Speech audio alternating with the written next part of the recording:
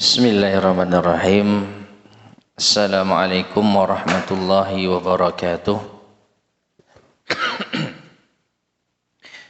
Innal hamdalillah nahmaduhu wa nasta'inuhu wa nastaghfiruh wa na'udzu billahi min shururi anfusina wa min sayyiati a'malina. Man yahdihillahu fala mudilla lahu wa man yudlil fala hadiya lahu.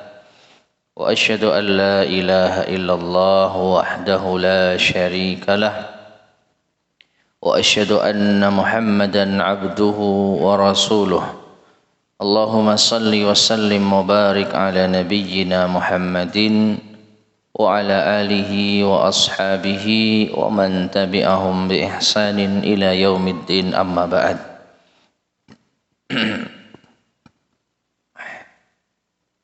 Ma'asyiral muslimin, para jamaah sekalian rahimani wa rahimakumullah. Alhamdulillah, segala puji bagi Allah Subhanahu wa taala. Pada kesempatan di malam hari ini kita bisa melanjutkan kajian kita membahas kitab Al-Wajiz fi Fiqh Sunnati wal Kitabil Aziz yang disusun oleh Syekh Dr. Abdul Azim Al-Badawi hafizahullahu taala. Dan masih pada pembahasan yaitu fikih muamalah di dalam kitab Al-Wajiz. Kita masuk pada bab Al-Muzara'ah, yaitu di dalam kitabul buyu ada pembahasan Al-Muzara'ah. Ta'rifuha, langsung masuk pada penjelasan al-mu'allif rahimahullah. Definisinya, al-muzara'atu fil lughah, al-muzara'ah dari segi bahasa, al-mu'amalatu 'alal ard, yaitu bermuamalah atas satu bidang tanah, bi ba'dhi ma yakhruju minha, dengan mendapatkan imbalan sebagian dari apa yang keluar dari tanah tersebut, itu dari hasilnya. Jadi apakah dalam bahasa kita? Jadi bermuamalah di atas suatu bidang tanah.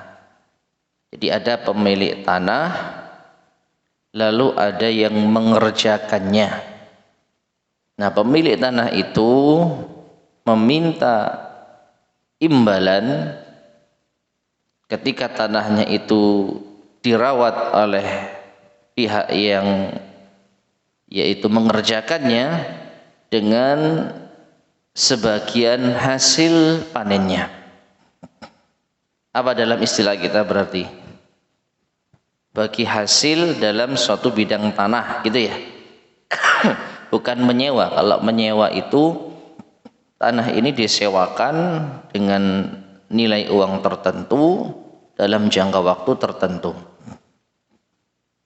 Kalau ini tidak disewakan, tapi disuruh untuk dipekerjakan, dirawat, ditanam, lalu hasilnya pihak pemilik tanah meminta sebagian sesuai dengan kesepakatan bagi hasil dalam sebidang tanah.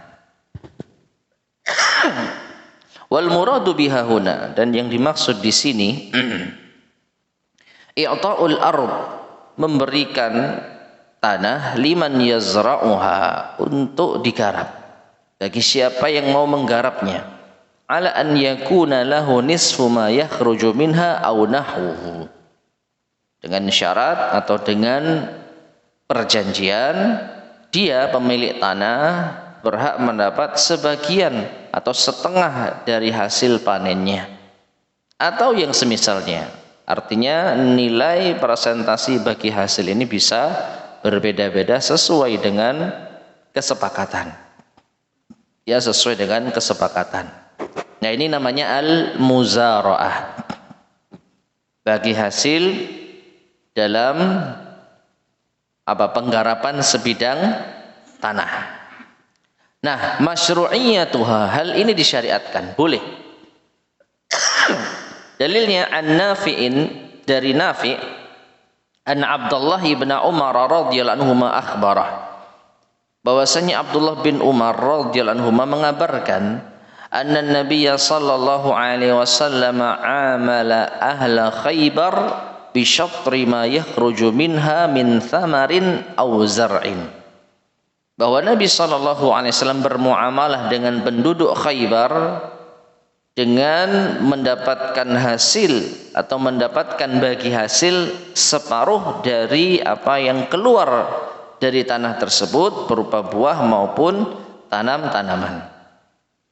Ya, jadi Nabi memiliki tanah di Khaybar yang tanah itu digarap oleh penduduk sana dengan perjanjian hasil panennya ya dibagi. Nabi SAW meminta setengah, ya setengah sisanya berarti untuk mereka yang menggarap. Ini menunjukkan bahwasanya muzara'ah ini diamalkan oleh Nabi sallallahu alaihi wasallam. Wa qala al-Bukhari, dan Imam Al-Bukhari berkata, wa qala Qais ibn Muslim an Abi Ja'farin qala, Qais bin Muslim berkata dari Abu Ja'far, ia berkata, ma bil madinati ahlu baiti hijratin, tidaklah di kota Madinah melainkan keluarga yang berhijrah, illa yazra'una ala thuluthi warrubu, melainkan mereka muzara'ah, mendapat bagian sepertiga atau seperempat. Ya, jadi sudah menjadi kebiasaan, yaitu para sahabat yang berhijrah ke kota Madinah, ketika mereka memiliki tanah, mereka pekerjakan orang atau mereka serahkan kepada orang yang bisa menggarapnya dengan bagi hasil sepertiga atau seperempat. Wa zara Aliun wa Sa'd bin Malik wa Abdullah bin Mas'ud wa Umar bin Abdul Aziz wal Qasim wa Urwah wa alu Abi Bakar wa ulu Umar wa alu Ali wa ibn Sirin. Ya, lalu al-muallif atau al-Imam Bukhari menjelaskan bahwa Ali bin Abi Thalib, Sa'ad bin Malik, Abdullah bin Mas'ud, Umar bin Abdul Aziz, Al-Qasim, Urwah, keluarga Abu Bakar, keluarga Umar, maksudnya anak keturunan mereka, dan juga keluarga Ali dan Muhammad bin Sirin, mereka semua mengamalkan muzara'ah. Nah, ini solusi ma'asyar muslimin rahimani wa rahimakumullah bagi yang memiliki tanah namun tidak memiliki waktu ataupun keahlian untuk menggarapnya, maka bisa dengan cara seperti ini, muzara'ah, bagi hasil. Baik. Kemudian miman takunul mu'nah, yang menanggung biaya perawatan itu siapa? Ya, jadi ada pemilik harta, pemilik apa? Tanah, dan ada yang menggarap. Lalu siapa yang menanggung biaya perawatan? Yang modali siapa?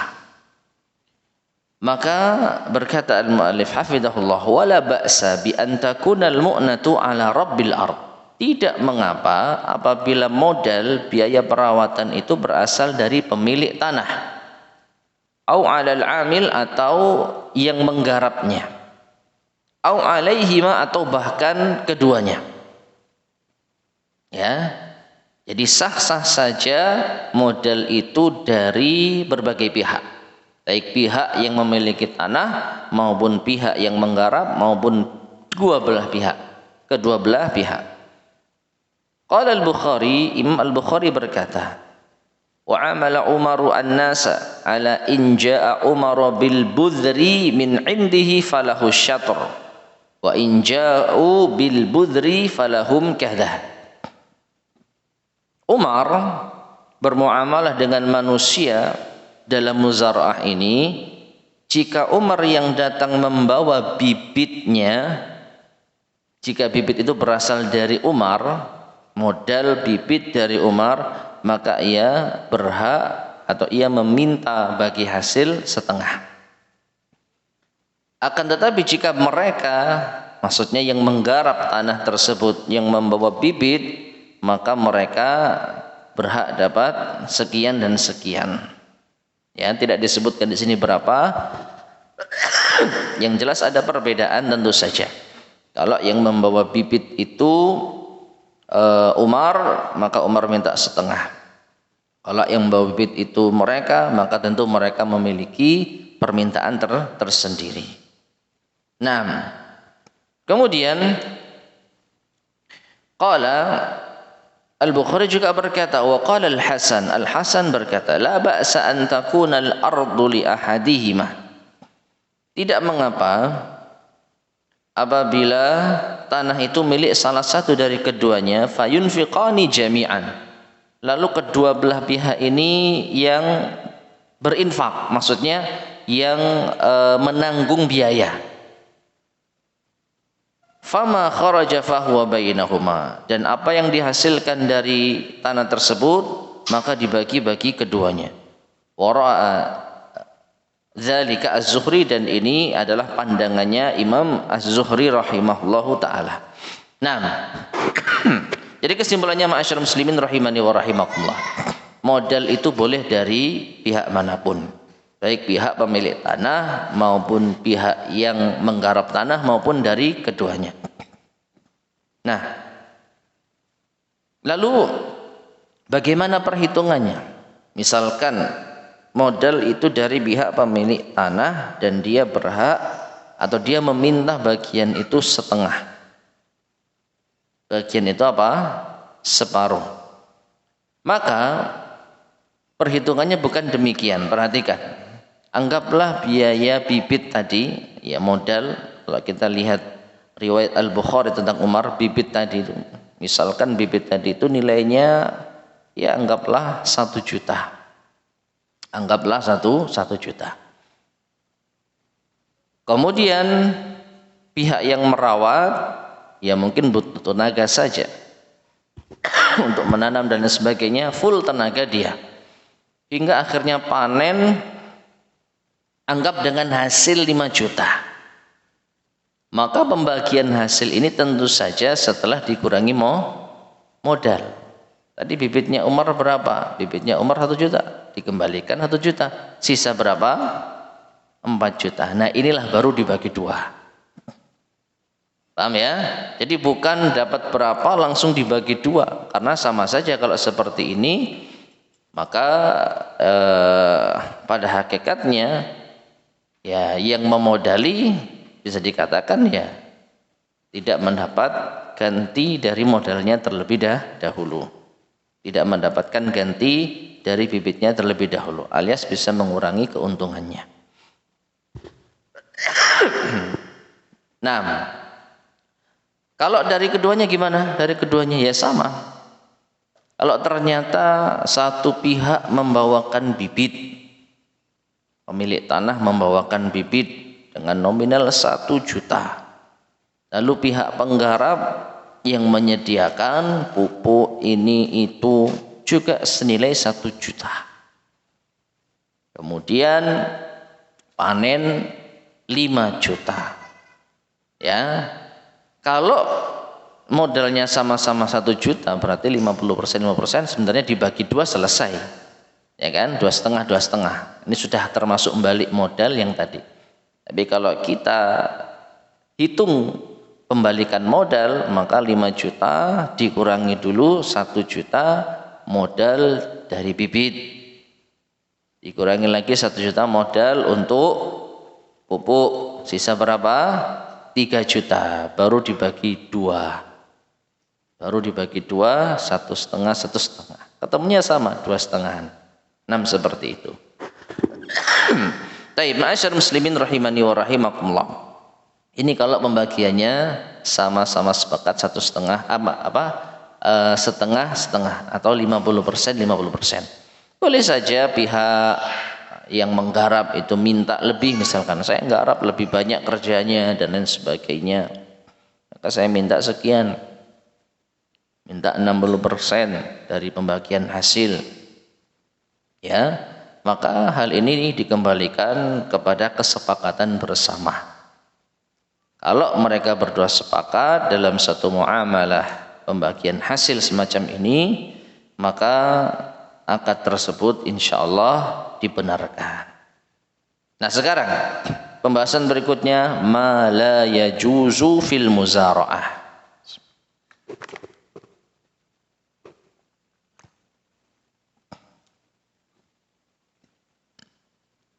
Apa yang tidak diperbolehkan di dalam al-muzara'ah. Wala tajuzul muzara'atu, dan tidak boleh al-muzara'ah ala anna hadhihi al-qita'ah li sahibil ard, dengan pembagian sepetak tanah ini untuk pemilik tanah. Wa hadhil qit'ah lil 'amil, dan sepetak tanah yang itu untuk yang menggarap. Kama la yajuzu an yaqula sahibul ard, sebagaimana juga tidak boleh bagi pemilik tanah untuk mengatakan li minha kada wa kada wasqan, aku berhak mendapatkan hasil dari tanah ini sekian wasak. Wasak itu takaran ya, saya lupa hitung-hitungannya berapa itu ya satu wasak itu. Ya kalau di istilahnya anggaplah ya, kalau kita tidak pakai wasak, saya minta bagian dari hasil panen ini misalkan 50 kilo misalkan ya, jadi langsung ditetapkan berapapun panen yang keluar, pokoknya bagian saya 50 kilo, maka ini tidak diperbolehkan.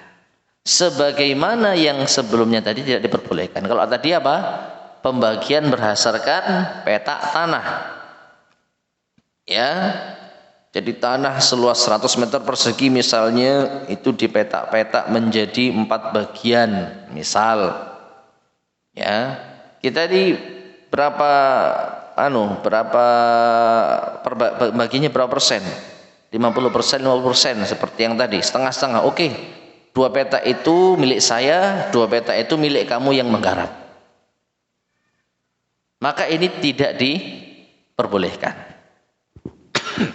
Wajib semua itu dikumpulkan terlebih dahulu, baru hasil yang keluar yang jelas-jelas jadi ya bersih itu baru dibagi sesuai dengan kesepakatan persentase.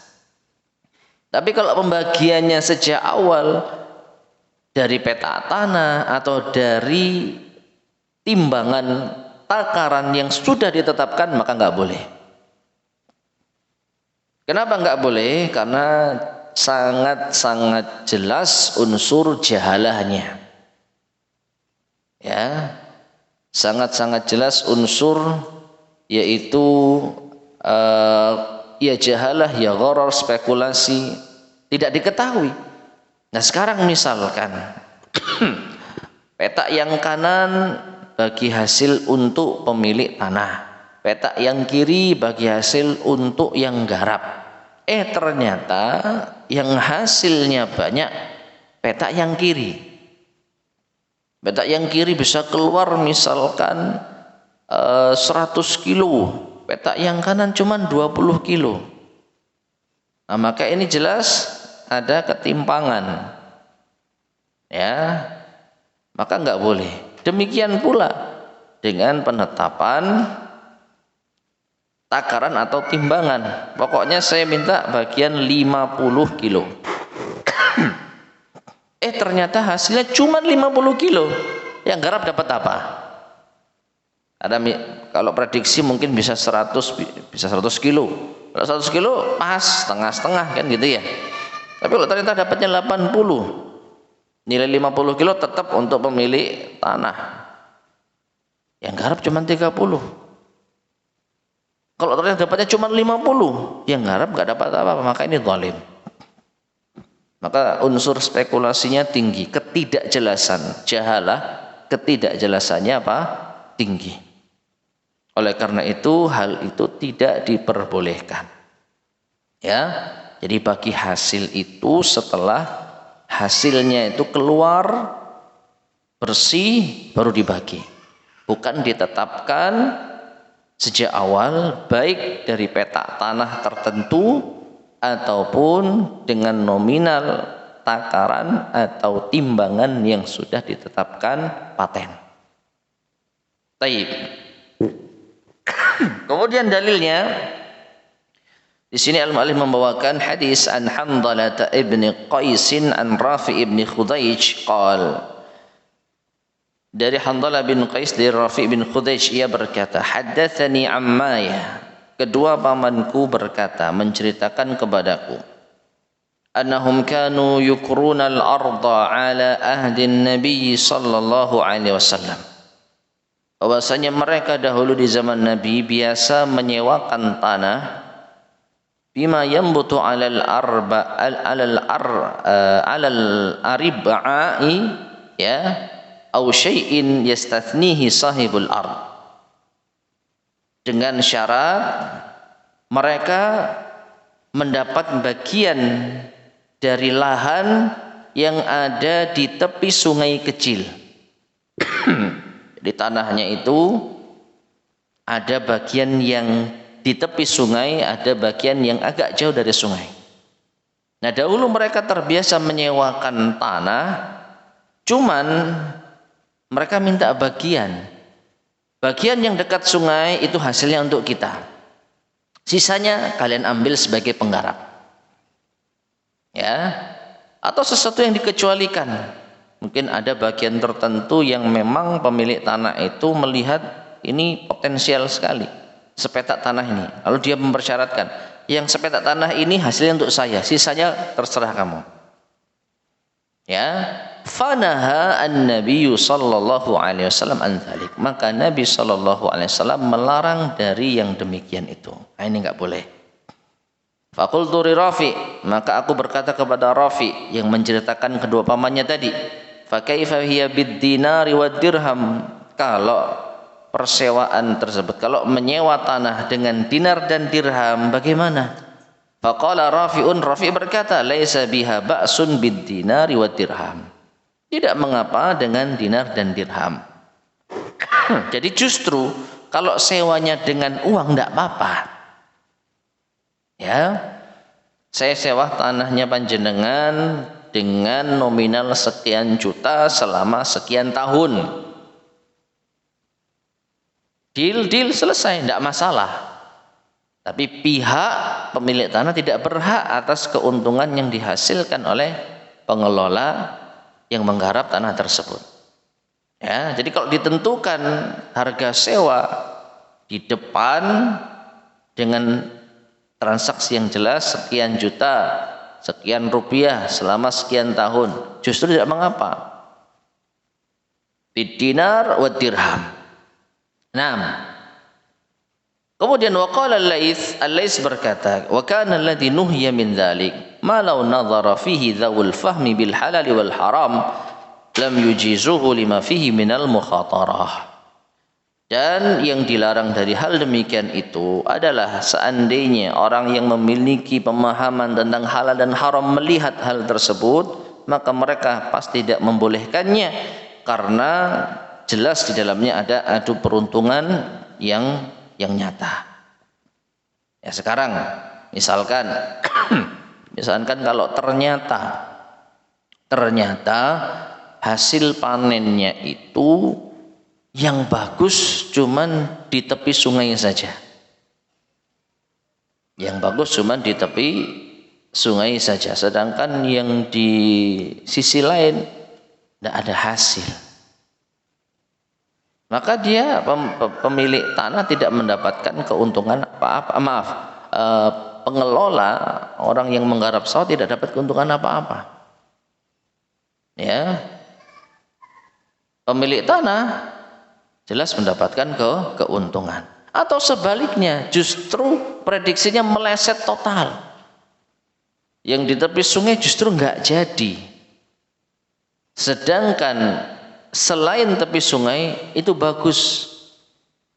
Padahal sudah disewakan dengan ketentuan hasil yang di tepi sungai untuk memanen. Jadi biaya sewa diambil dari situ. Nah ini kan ada ketidakjelasan, berarti biaya sewanya berapa? Enggak jelas. Maka dari itu tidak boleh menyewakan tanah dengan cara seperti itu. Ya, karuan, sewa, muzaroah. Ini hal yang berbeda dan jangan dicampur, tidak boleh dicampur. Menyewa jelas akadnya. Berapa? Setahun berapa? Sekian juta. Oke, deal selesai. Pihak pemilik tanah berhak mendapatkan uang dari hasil sewanya. Dan pihak pengelola tanah bisa menggarap sesuai dengan kehendaknya. Untungnya ya dipakai sendiri, rugi ya ditanggung sendiri kalau ternyata kurang bagus. Ya. Atau kalau khawatir ada yang tidak nyaman, sekalian muzaroah. Tanah ini saya garap, nanti kamu dapat sekian persen, wahai pemilik tanah. Dengan ketentuan tidak ada pembagian di awal. Ini milik saya, ini milik Anda. Bagian saya ditetapkan sekian kilo, tidak. Nanti dibagi sesuai dengan persentase setelah hasil semuanya keluar.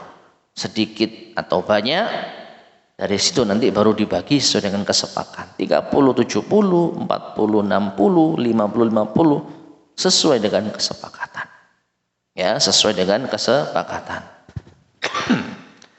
Demikian pula ada dalil yang dibawakan juga di sini. Wa an Hanzalah aidan qala, dan dari Hanzalah juga ia berkata, Sa'altu Rafi' ibn Khudaij an qira'il ardi bil-dhahabi wal wariq.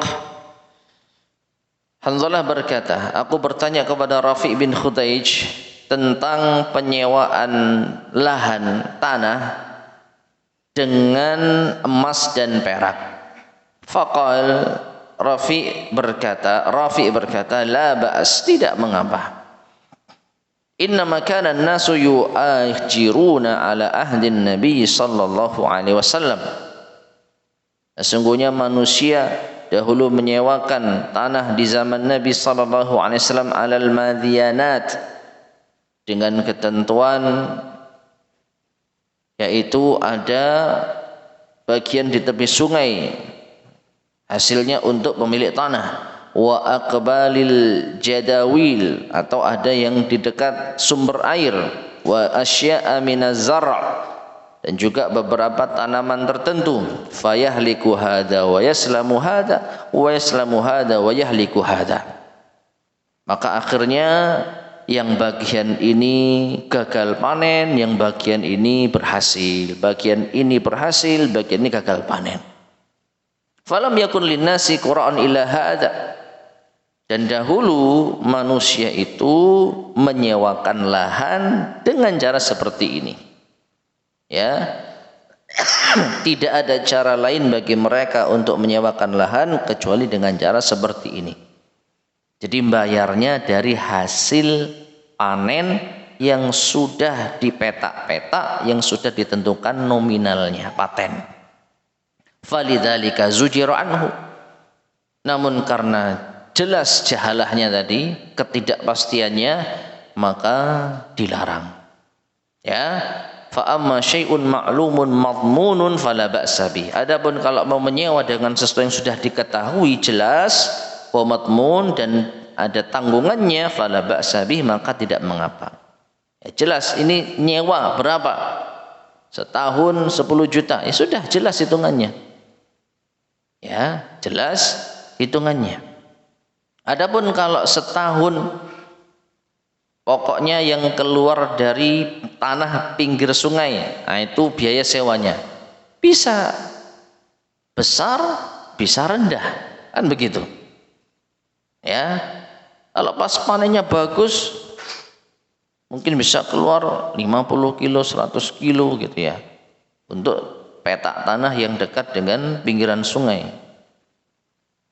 Maka pemilik tanah ya sangat dapat keuntungan, tapi yang menyewa lahan ya rugi.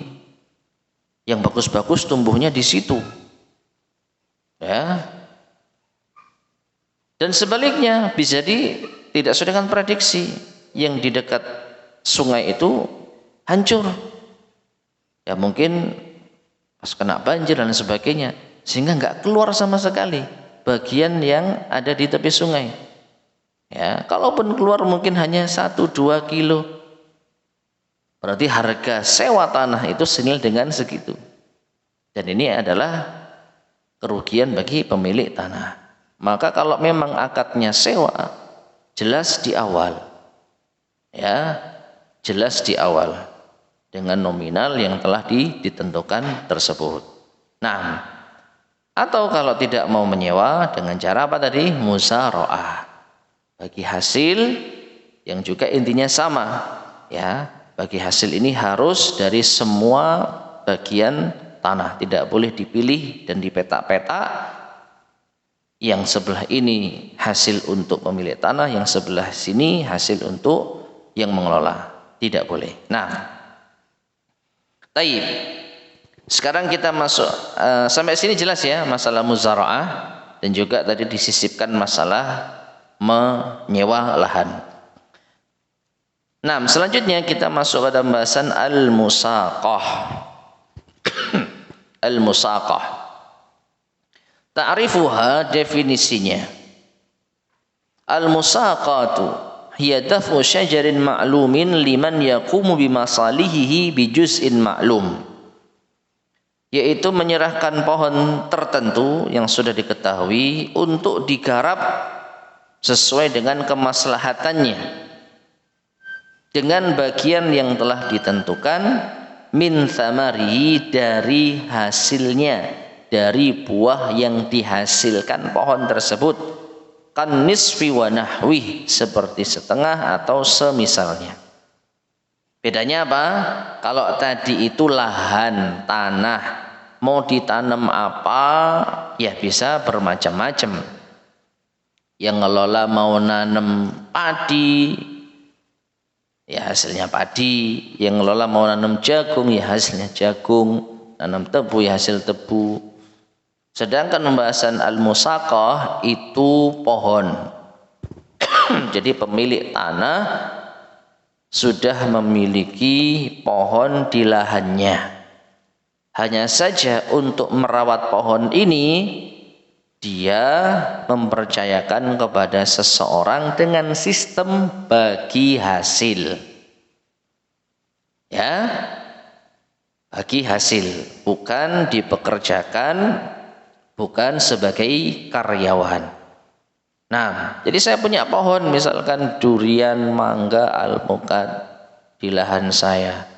Cuman saya nggak bisa ngeramut, atau saya tidak ada waktu untuk meramut, atau kurang pandai meramut.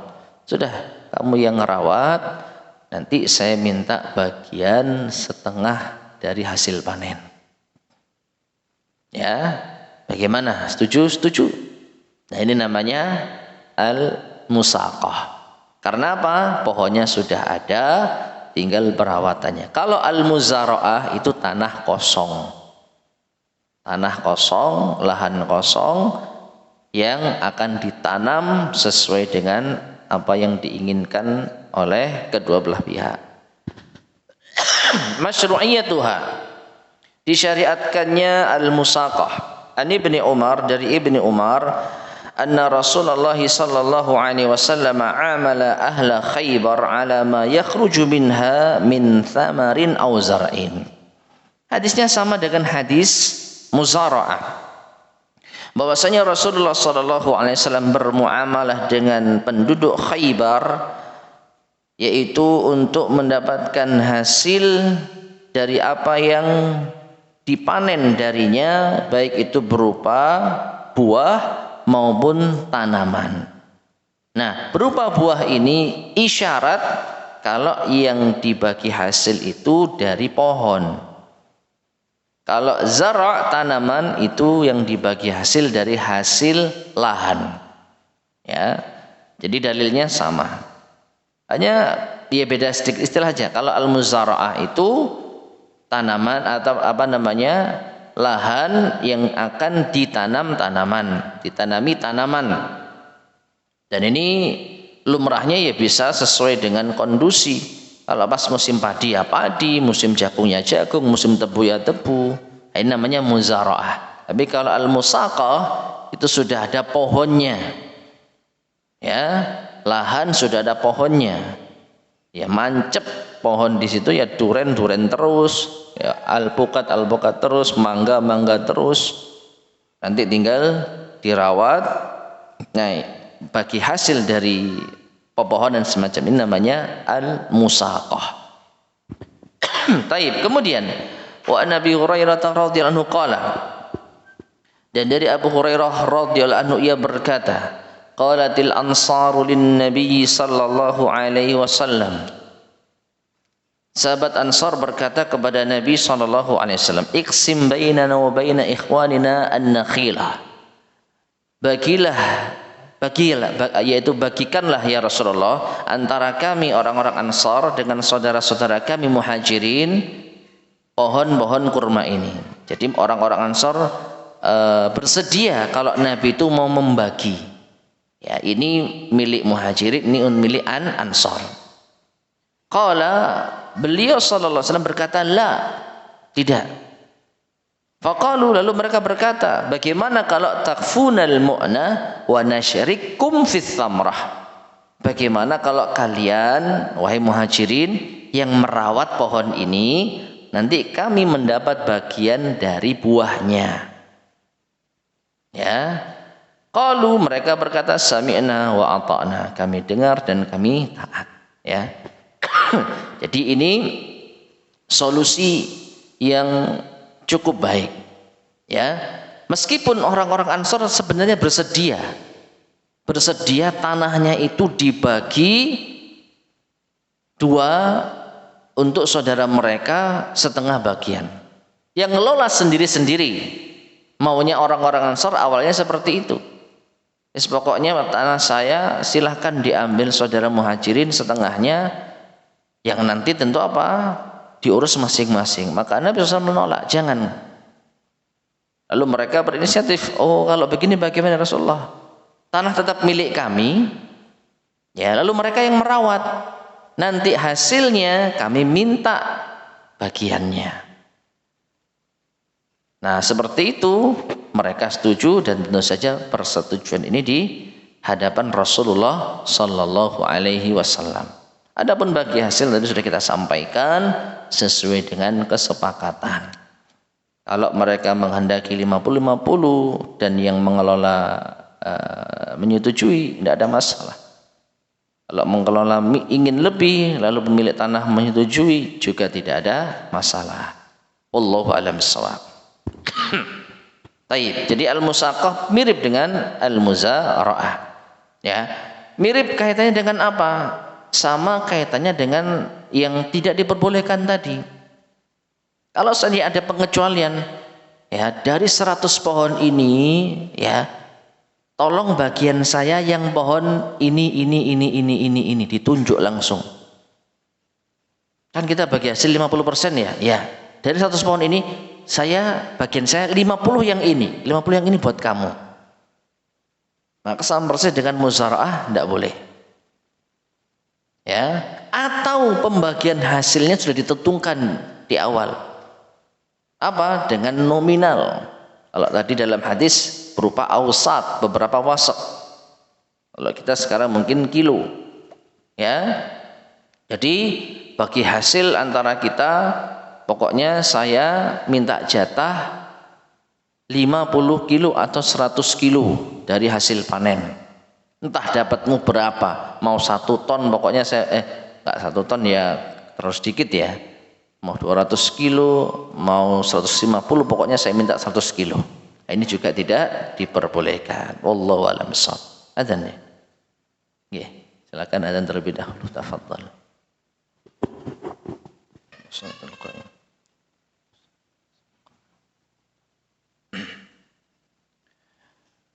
Bismillahirrahmanirrahim. Ma'asyiral muslimin rahimani wa rahimakumullah.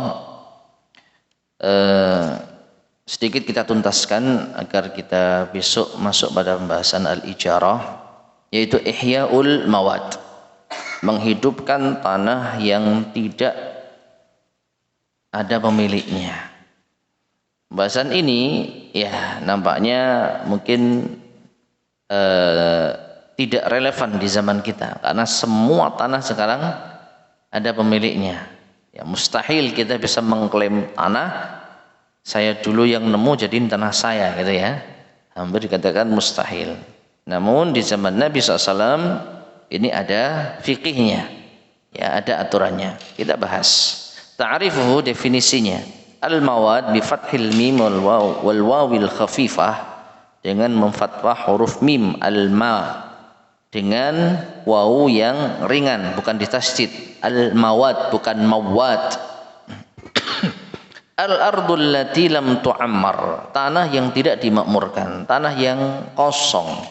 Syubbihatil imaratu bil hayah wa ta'tiluha bi faqdil hayah, dinamakan dengan al-imarah, memakmurkan itu dengan kehidupan, dan menganggurkannya itu dengan kehilangan kehidupan, maka dinamakan ihyaul mawad, menghidupkan sesuatu yang mati.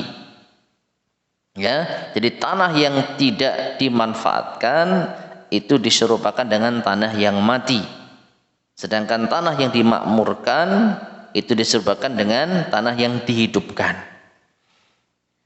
Wa ihyaul mawad, dan menghidupkan tanah yang mati, an ya'mida syakhs, seseorang menemukan li ardin, sebidang tanah, la yu'lam, yang tidak diketahui, taqaddumu milkin 'alaiha li ahad, seorang pemilik yang mendahuluinya seseorang pun juga, fayuhyiha bisaqi awiz zar'i awil gharasi awil bina, maka ia pun menghidupkannya tanah tersebut dengan menyirami, menabur benih, menanam atau membangunnya.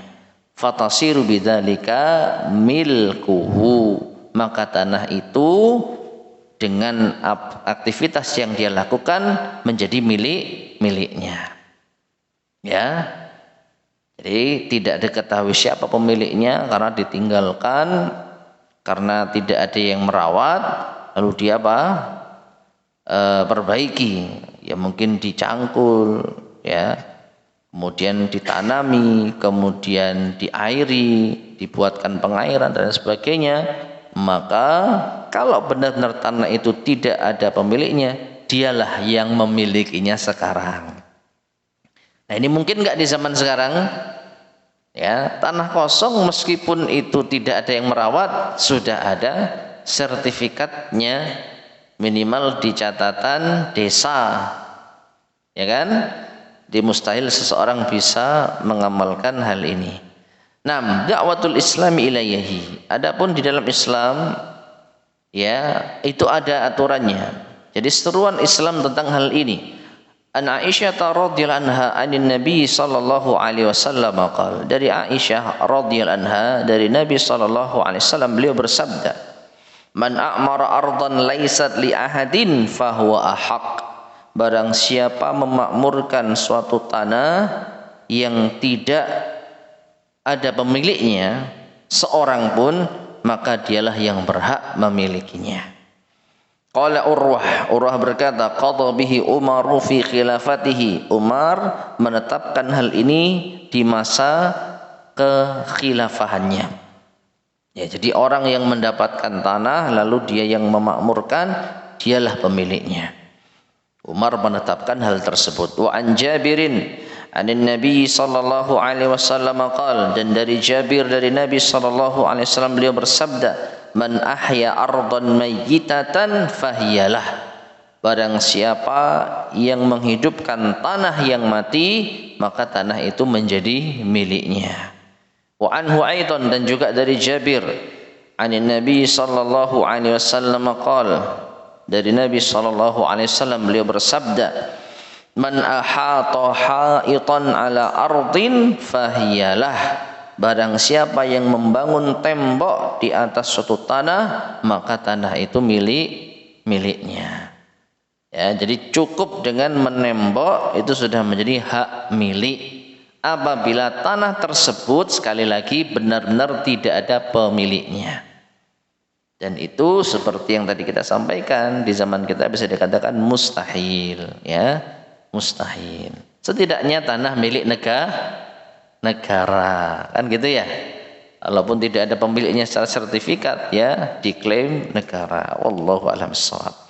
Baik, karena pembahasan tentang Ihyaul Mawad ini mungkin terbatas aplikasinya di kehidupan kita, jadi insya Allah cukup sekian penjelasan tentang hal ini, ya.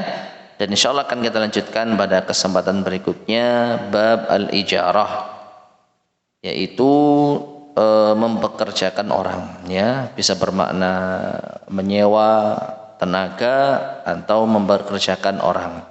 Wallahu a'lam bishawab. Baik, ma'asyar muslimin rahimani wa rahimakumullah, sebelum kita akhiri barangkali ada yang disampaikan, tafadhal silakan. Assalamualaikum warahmatullahi wabarakatuh.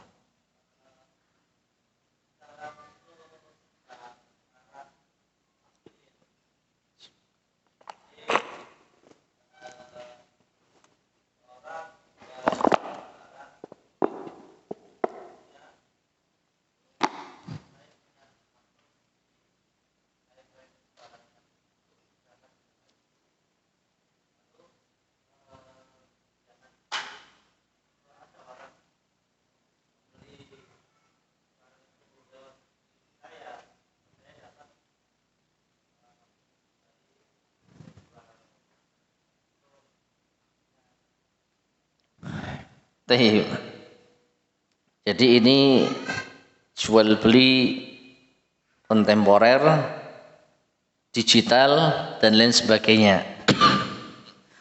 Sedangkan pembahasan di dalam kitab, ya, jelas tanah, ya, kemudian pohon. Nah, ini sudah masuk ke dalam masalah digital, ya, tentu lebih rumit lagi, ya. Namun ala kulli hal yang saya lihat itu ya semacam sistem bagi hasil, kan, ya, bagi hasil, ya. Dan orang-orang dalam hal ini yang memiliki teknologi digital seperti itu tentu paham, ya, dari mana dia bertransaksi, lewat link yang mana, begitu bisa dilacak. Ya, jadi intinya kan begini, kita menampilkan suatu produk milik orang lain di halaman medsos kita, ya. Nah, ketika ada orang yang melihat medsos kita dan mengklik dagangan tersebut, meskipun nanti langsung nyambung ke penjualnya, kita dapat fee, kan begitu, ya. Wallahu a'lam bishawab, yang saya lihat ini diperbolehkan, ya, ini diperbolehkan. Jadi ibaratnya kita yang menampilkan barang dagangan tersebut tentu sudah dapat izin, ya, ada kerjasama, ya, ya. Jadi kita mungkin mendaftarkan medsos kita, kemudian kita mendapatkan fasilitas apa dan apa, sehingga kita berhak menampilkan jualannya.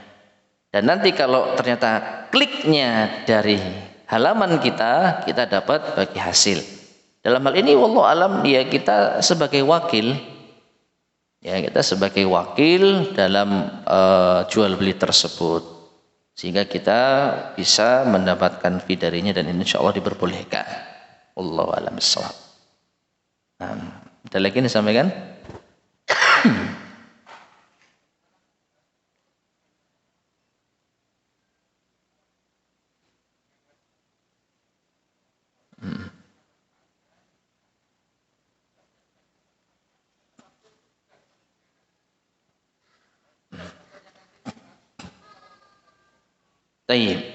Sebelum kita mengapa-ngapain tanah tersebut, ya izin dulu, itu yang benar, ya. Karena seperti yang saya sampaikan, mustahil tidak ada yang memiliki tanah irigasi itu, ya, tadi milik Badan Dinas Perairan, kan, negara. Allah alam, ini saya yang tidak tahu. Memang, ya, banyak yang tidak izin, Nggih, banyak yang tidak izin dan juga banyak yang tidak berizin bahkan sampai mendirikan bangunan. Itu kan sudah fatal. Artinya sebenarnya itu bukan hak kita, gitu ya. Nah, Allah alam bisawab, kalau kita belum izin ya lebih baik jangan ya, lebih baik jangan. Kecuali setidaknya kita mendapatkan izin ya dari pemerintah setempat, misalnya desa gitu ya. Ya, Allah alam ya, apakah itu milik desa ataukah milik dinas.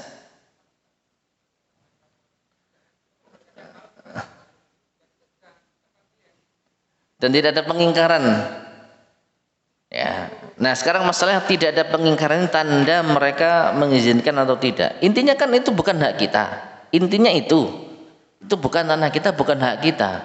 Jadi meskipun orang melakukannya, ya kita sebagai seorang muslim yang benar-benar menjaga diri dari perkara syubhat, ya hendaknya menghindari gitulah.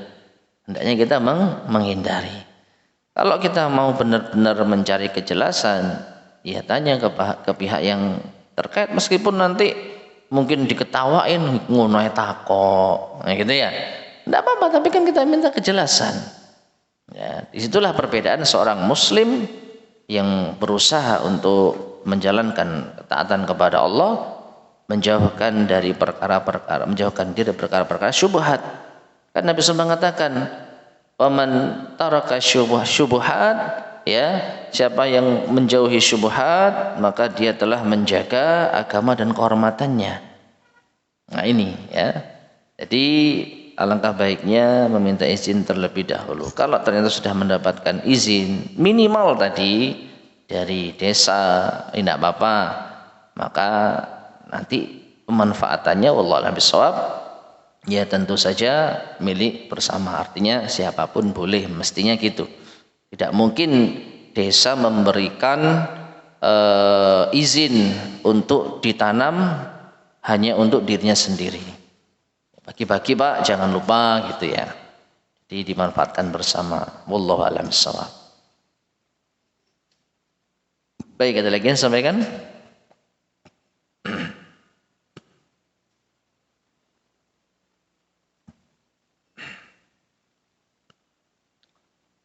Tidak ada?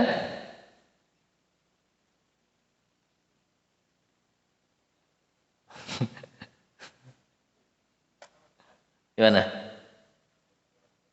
Assalamualaikum.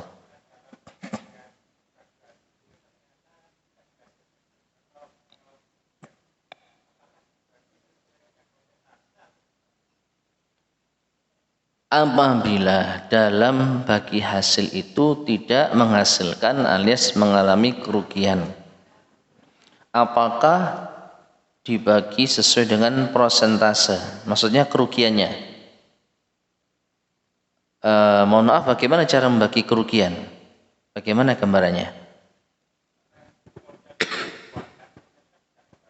Betul.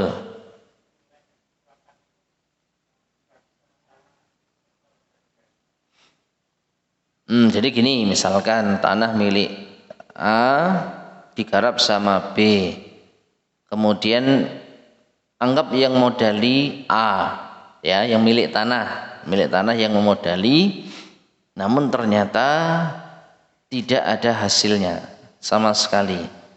Maksudnya apakah modal yang ditanggung oleh pemilik tanah ini itu juga menanggung? Maksudnya yang mengelola juga menanggung? Wallahu a'lam bishawab, tentu saja tidak.